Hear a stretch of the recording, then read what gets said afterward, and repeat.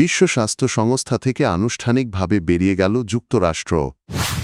ট্রাম্পের বোর্ডের নাম শান্তি নয় টুকরো হওয়া উচিত, মাস্ক। সিরিয়া থেকে সব সেনা সরিয়ে নেবে যুক্তরাষ্ট্র। আমাদের বাদ দিয়ে কোনো চুক্তি সম্ভব নয়, গ্রিনল্যান্ডের প্রধানমন্ত্রী। রমজানে মসজিদের বাইরে লাউডস্পিকার নিষিদ্ধ করেছে সৌদি। বিশ্ব স্বাস্থ্য সংস্থা WHO থেকে যুক্তরাষ্ট্রকে আনুষ্ঠানিকভাবে প্রত্যাহার করে নিয়েছেন মার্কিন প্রেসিডেন্ট ডোনাল্ড ট্রাম্প। এর ফলে জাতিসংঘের এই স্বাস্থ্য সংস্থা তাদের অন্যতম বড় অর্থদাতা দেশকে হারাল।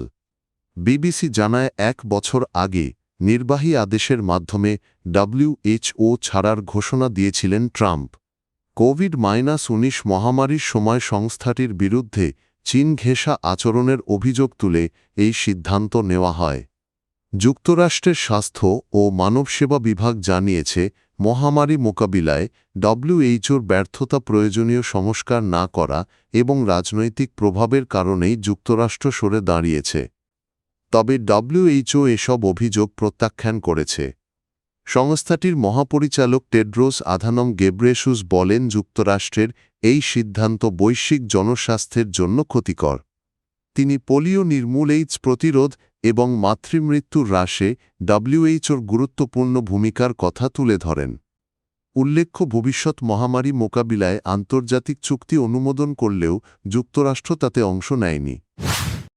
মার্কিন ধনকুবের ইলন মাস্ক আবারও রসিকতার ছলে প্রেসিডেন্ট ডোনাল্ড ট্রাম্পকে খোঁচা দিয়েছেন।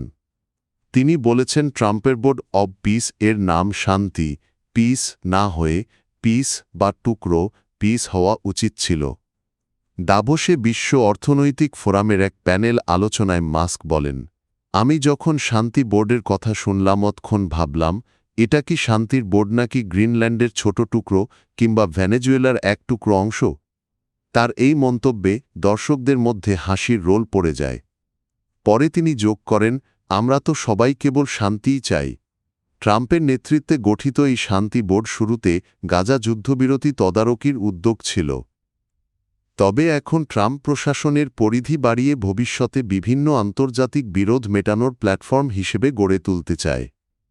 মাস্ক সাধারণত ট্রাম্পের ঘনিষ্ঠ মিত্র হিসেবেই পরিচিত।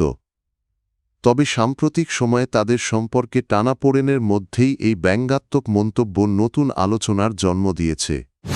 সিরিয়ার কুর্দি নেতৃত্বাধীন বাহিনী SDF-এর বিরুদ্ধে দেশটির সরকারি সেনাদের ধারাবাহিক সাফল্যে উদ্বিগ্ন হয়ে পড়েছে যুক্তরাষ্ট্র। পরিস্থিতি এমন পর্যায়ে পৌঁছেছে যে সিরিয়ায় মোতায়েন প্রায় ১,৫০০ মার্কিন সেনা দ্রুত ফিরিয়ে নেওয়ার কথা ভাবছে ওয়াশিংটন। খবর ওয়াল স্ট্রিট জার্নালের। প্রতিবেদনে বলা হয়েছে, সিরিয়া সরকার উত্তরাঞ্চলে সিরিয়ান ডেমোক্রেটিক ফোর্সেস SDF-এর বিরুদ্ধে ব্যাপক অভিযান চালাচ্ছে।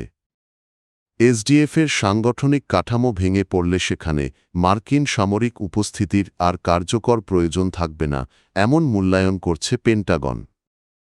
যুক্তরাষ্ট্রের কর্মকর্তারা জানিয়েছেন, গত 1 সপ্তাহের দ্রুত পরিবর্তনশীল ঘটনাপ্রবাহ সিরিয়ায় মার্কিন উপস্থিতির যৌক্তিকতা নতুন করে পর্যালোচনায় বাধ্য করেছে। এতদিন ইসলামিক স্টেট মোকাবিলায় SDF-এর সঙ্গে অংশীদারত্বই ছিল যুক্তরাষ্ট্রের মূল কৌশল। কিন্তু সিরিয়ান বাহিনীর ধারাবাহিক অভিযানে সেই অংশীদারত্ব কার্যত অকার্যকর হয়ে পড়েছে।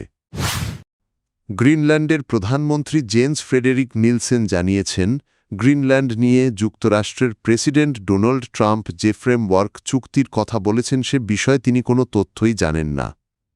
তিনি স্পষ্ট করে বলেন, গ্রিনল্যান্ডকে বাদ দিয়ে কোনো চুক্তি সম্ভব নয়। বৃহস্পতিবার এক সংবাদ সম্মেলনে নিলসেন বলেন, গ্রিনল্যান্ড সংক্রান্ত যে কোনো চুক্তি করার এখতিয়ার একমাত্র গ্রিনল্যান্ড ও ডেনমার্কের রয়েছে।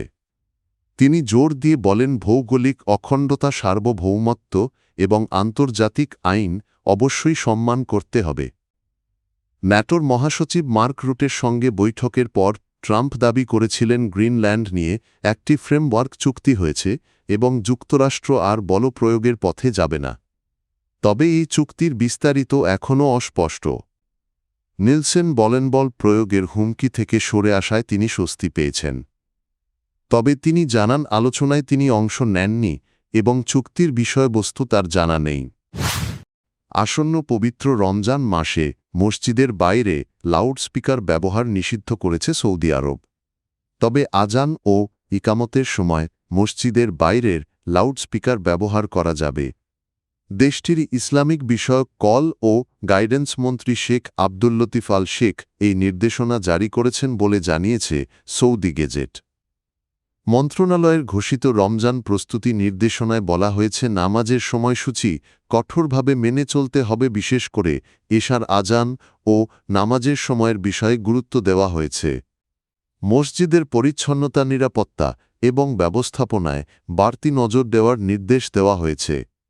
বিশেষ করে নারীদের নামাজের জায়গা পরিচ্ছন্ন ও নিরাপদ রাখার ওপর জোর দেওয়া হয়েছে। এছাড়া ইফতার আয়োজন শুধুমাত্র মসজিদের নির্ধারিত স্থানে করতে হবে। পানির ব্যবস্থাপনাও প্রয়োজন অনুযায়ী নিয়ন্ত্রিতভাবে পরিচালনার নির্দেশ দেওয়া হয়েছে।